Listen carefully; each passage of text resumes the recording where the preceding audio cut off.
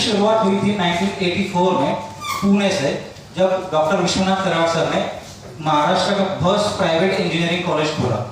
उसके बाद में जो उसको इतना अच्छा रिस्पॉन्स मिला, तब तक मतलब सारे इंजीनियरिंग कॉलेज जो भी थे तो वो सारे गवर्नमेंट थे वहाँ पे पुणे या पूरे ऑल ओवर महाराष्ट्र में।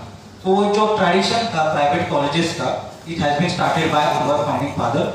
हमने एक यूनिवर्सिटी खोली जहाँ जो 2014 में, उसका नाम था जो आप पढ़ पा रहे हैं कि MIT art design and technology university, जो कि पुणे से 20 किलोमीटर अवे में है। और ये MIT ग्रुप ऑफ इंस्टीट्यूशन का सबसे बड़ा कैंपस है। इसकी मतलब विड्थ जो है वो 130 एकर्स का है वो सारा एरिया।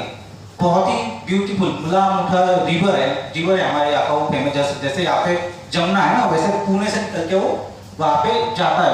तो उस रिवर साइड पे ये जो लैंड था, ये बहुत ही ग्रीनरी वाला लैंड था, जहाँ पे राज कपूर जी की वो मनपसंद जगह थी।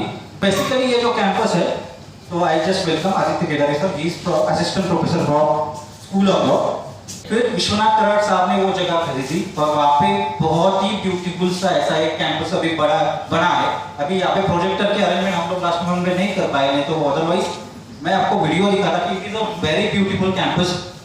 बरसात में तो वो बहुत ही सुंदर हो जाता है। और वो सारे उस कैंपस में अभी रिसेंटली मतलब 2015 में हमने वर्ल्ड बिगेस्ट डोम वहाँ पे बनवाया है इसकी। तो अभी आइडिया ये था कि सिर्फ इंजीनियरिंग कॉलेज नहीं चलाना था, तो ये जो जैसे कि नाम है आर्ट डिजाइन एंड टेक्नोलॉजी, तो आर्ट की भी फैकल्टीज हमने शुरू करी वहाँ पे, डिजाइन की भी फैकल्टी शुरू करी, एंड देन टेक्नोलॉजी तो हमारी खासियत ही थी, मतलब इंजीनियरिंग एंड दैट ऑल।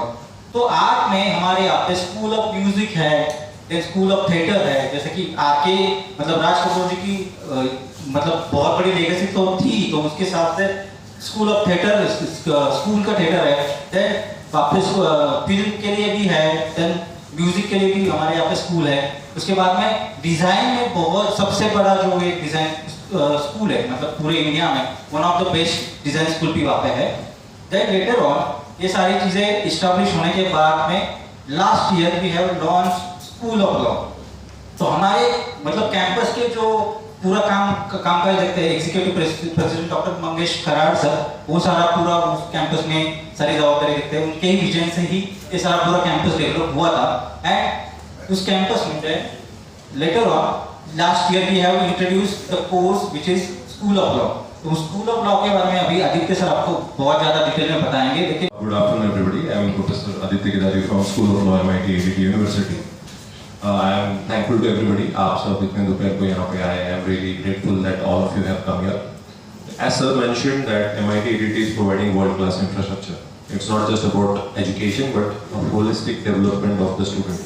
बच्चा जैसे नेशनल एजुकेशन पॉलिसी जो है 2020 की, उस पॉलिसी के बेसिस पे हमने एक पर्टिकुलर ग्रेजुएशन के साथ बहुत सारे ऐसे अलग अलग पर्सपेक्टिव्स पर्सनालिटी डेवलपमेंट के लिए, कैरेक्टर डेवलपमेंट के लिए हमने स्टार्ट किया।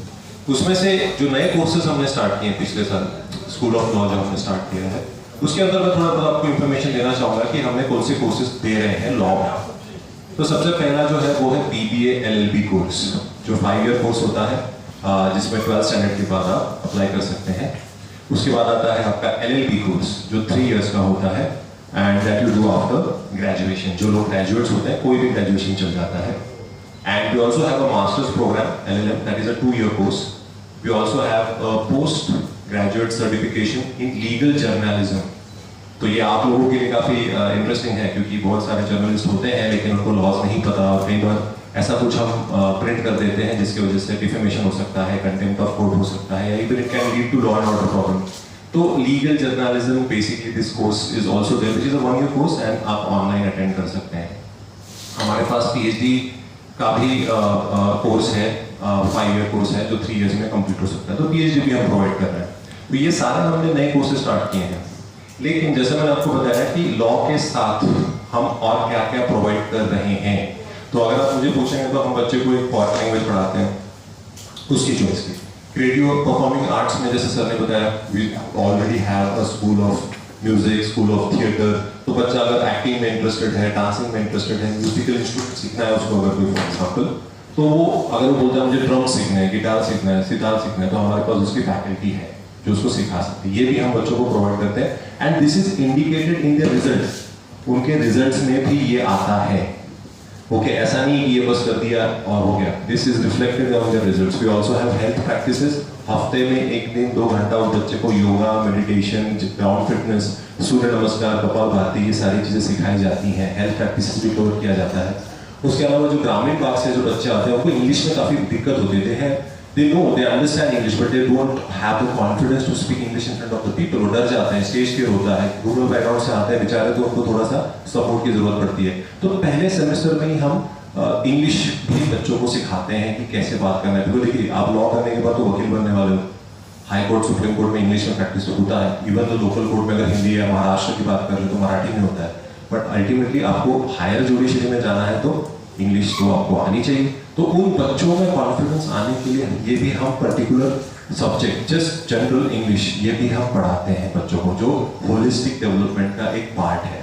तो health, English, foreign language, creative performing arts, इतने सारे अलग अलग चीजें हम लॉ कोर्स में भी प्रोवाइड कर रहे हैं। नॉर्मल कॉलेजेस में कैसा होता है कि आप जाते हो कोई भी particular degree, for example law degree करने के बाद आपको LLB की डिग्री मिल जाती है, बात खत्म। लेकिन ये जो आपकी पर्सनैलिटी में जो अलग अलग एट्रीब्यूट्स हैं वो एडॉप्ट नहीं होते, जो अभी हमारे कोर्सेज में हम प्रोवाइड कर रहे हैं। उसके अलावा अगर आप हमें पूछें, अगर बच्चा आगे जाके जुडिशरी करना चाहता है, कोई जज बनना चाहता है, कोई मैजिस्ट्रेट बनना चाहता है, तो उस बच्चे को भी हम प्रिपरेशन कैसे करते हैं, पढ़ाई कहाँ से करते हैं, उसका पूरा मार्गदर्शन हम देते हैं। कोई बच्चा UPSC या महाराष्ट्र पब्लिक सर्विस कमीशन करना चाहता है, IAS IPS बनना चाहता है, उसका भी हम प्रिपरेशन करवाते हैं बच्चों से। उसके अलावा उनको training, conference, webinars, foreign faculties अगर नहीं आ पाते हैं पुणे में, still there are online sessions होते हैं हफ्ते में 1 बार, जो कि हमारा जो इंटरनेशनल सेल है उसके अंदर ये सारी फैकल्टीज आके ऑनलाइन पढ़ाती है। अगर वो खुद आते हैं तो अच्छी बात है, पर नहीं आ पाते तो ऑनलाइन कंडक्ट कराते हैं बच्चों को, कि इंटरनेशनल लॉ का भी एक्सपोजर मिले, राइट। तो ये सारी अलग अलग, अब बच्चे पे डिपेंड करता है कि उसको क्या, कैसा, कौन से पर्टिकुलर फील्ड में स्पेशलाइजेशन करनी है। जैसे कॉर्पोरेट लॉ है, इंटरनेशनल लॉ है, क्रिमिनल लॉ है, ह्यूमन राइट्स है, इतने सारे स्पेशलाइजेशन है। आज के क्षेत्र में अगर आप बात करें तो लॉ जैसे जो फील्ड है, बहुत लोगों को लगता है भैया लॉ कर लिया मतलब एडवोकेट बन गए, काला कोट पहन के कोर्ट में जाओ। नहीं, आज के डेट में, अब जैसे मैं खुद भी लॉयर हूँ लेकिन मैं प्रोफेसर हूँ, लीगल काउंसलिंग भी कर सकते हैं, आप आर्बिट्रेटर बन सकते हैं, आप posh trainer, prevention of sexual harassment के ट्रेनर बन सकते हैं, मीडिएटर बन सकते हैं, कॉन्सिलेटर बन सकते हैं, किसी बैंक में, किसी बहुत बड़े कॉर्पोरेट में आप एक लॉ ऑफिसर बन सकते हैं, प्रैक्टिस भी कर सकते हैं, जज भी बन सकते हैं।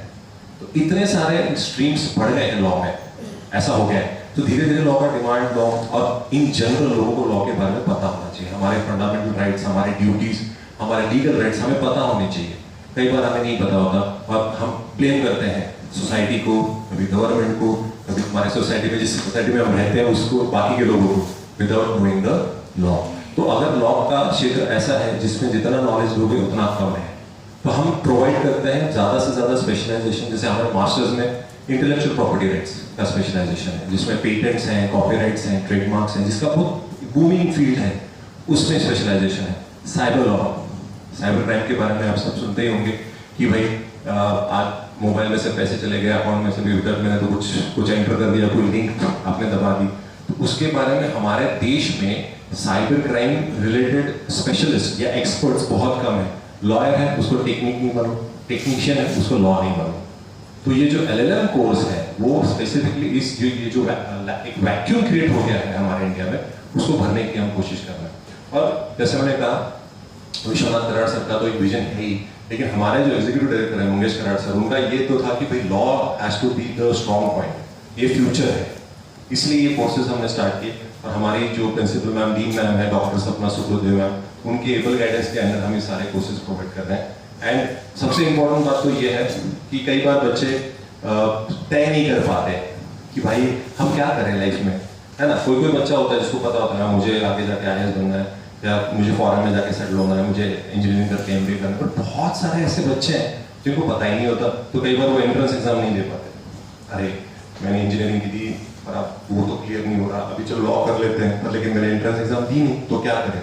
तो बेसिकली हम as MIT we also provide an entrance exam जो 28 जून को है। It is going to be conducted on 28 June, और उसकी जो फिल करने का फॉर्म का लास्ट डेट कल है 26। तो कल ही उसका लास्ट डेट है फिल करने का, तो 20th को वो एंट्रेंस एग्जाम लेके आप एलिजिबल बन जाओगे, आप एडमिशन ले सकते हो, क्योंकि entrance exam eligibility is a must criteria, उसके बिना तो आप एडमिशन नहीं ले सकते।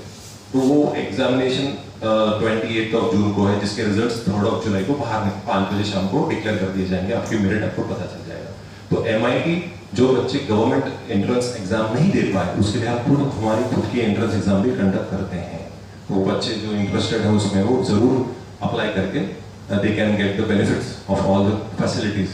और स्पोर्ट्स के बारे में सर ने बताया होगा आपको कि भाई इतने सारे स्पोर्ट्स हैं, आर्चरी है, बॉक्सिंग है, खो खो, जो अनकन्वेंशनल स्पोर्ट्स है। नॉर्मली हम सुनते हैं क्रिकेट, वॉलीबॉल, बास्केटबॉल या हॉकी, ये चलता है, लेकिन हमारे यहाँ पे रोइंग है, आर्चरी है, बहुत सारे ऐसे अनकन्वेंशनल स्पोर्ट्स जिसकी फैसिलिटीज भी किसी यूनिवर्सिटी में नहीं है, हमारे पास है। और उसके कोचेज हैं, हर स्पोर्ट के लिए कोच होता है। बच्चा किसी पर्टिकुलर टेनिस में इंटरेस्टेड है, क्रिकेट में इंटरेस्टेड है, आर्चरी में इंटरेस्टेड है, तो उसके कोच हैं जो उसको गाइड करके not only at university level but also at the state and international level तक वो बच्चा खेल सके, MIT को रिप्रेजेंट कर सके, इंडिया को रिप्रेजेंट कर सके, because sport is also emerging as a very good field as a career, correct. So this is what all we are providing under this new school of law.